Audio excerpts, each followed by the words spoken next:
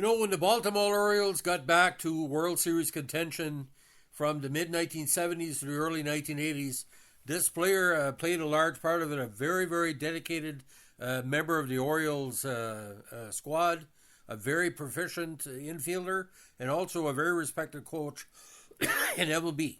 He spent his entire 10-year career with the Orioles, winning the '83 World Series. Rich Dauer has passed away, unfortunately, at the age of 72. He was primarily a second baseman for the squad in the Cal Ripken years and also played third base. Following his career as a player, he spent 19 seasons as an MLB coach for numerous squads, winning the World Series in 2017 as the first base coach for the Houston Astros. Inducted into the Baltimore Orioles Hall of Fame in 2012, his passing this week drew many memories of the great years in Baltimore and his great times with the top squad he was part of. Now, born in San Bernardino, July 27, 1952, he graduated from Colton High School in Colton, California. In 1970, he played college baseball for the Indians at San Bernardino Valley College, but later transferred to USC where he was All-American. He helped the USA Trojans at third base win the College World Series in 73 and 74. This was a UFC's fifth consecutive title and sixth in 7 years. Now, selected in the first round of the 74 MLB draft in early June, he was a 24th overall pick in Brady's pro career in the South Atlantic League with the Asheville Tourists. He moved up to the Rochester Red Wings in the AAA IL late in the 75 campaign. The following season with the Red Wings, he won the league batting title with a .336 average, was named Rookie of the Year, and shared MVP honors with Mickey Klutz and Joe Liss. He was called up by the Orioles that year and struggled, getting only 4 hits and 39 at-bats.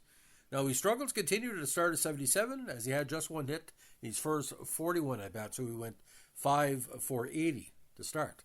He began the year as the Orioles' starting second baseman, but lost the role to Billy Smith. He credited Brooks Robinson and Lee May with helping him out, saying, "You can't make it in the majors by yourself." By the end of the year, he had regained the second base job from Smith. He batted .243 that campaign with 74 hits, 15 doubles, 5 home runs, and 25 RBIs in 96 games, with a stellar .982 fielding percentage at second.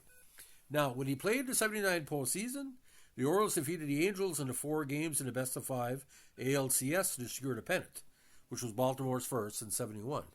In the 79 World Series, the Orioles built a 3-1 lead, then lost the next 3 games to the Pittsburgh Pirates. Dauer's home run in Game 7 provided the Orioles' only run of the game. Now, talking about very interesting baseball nicknames, I never talk bad about the dead, but this nickname from Jim Palmer seemed kind of fitting because Dauer was such a jokester. He was given a nickname Wacko by Jim Palmer because of his sense of humor. During the Orioles' pursuit of the Milwaukee Brewers for the 82 AL East title, he inspired his teammates with a rallying cry, "Let's win one for the Duck," which was based on win one for the Gipper and Earl Weaver's lame duck status as manager because of his impending retirement following the season.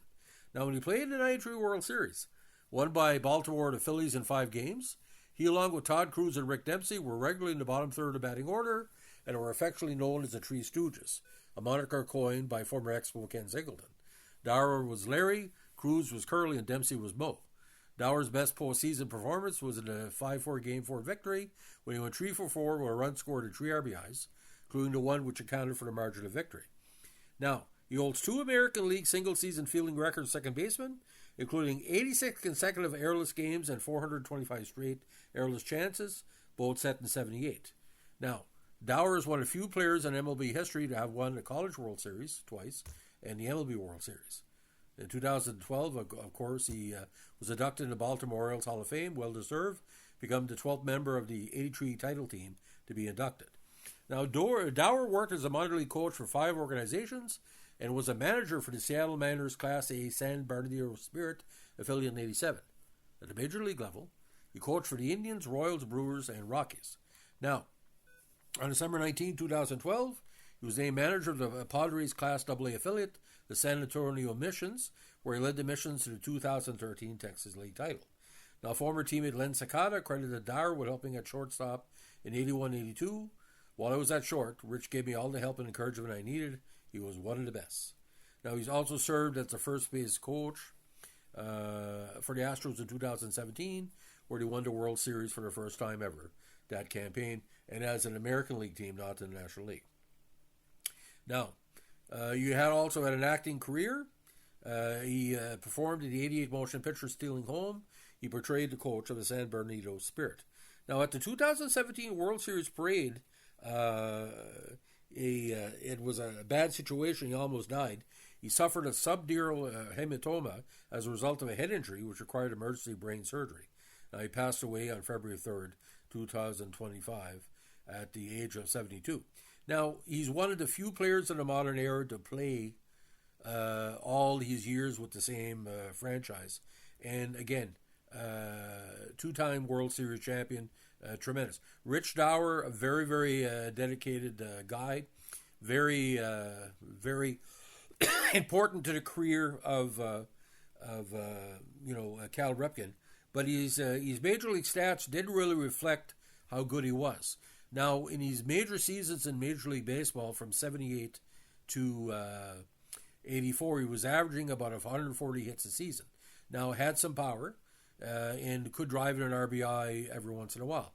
Now, from 77 to 85, he retired 25, 46, 61, 63, 38, 57, 41, 24, and 14 in the bottom third of the lineup. And, of course, batting from that 250 to about 280.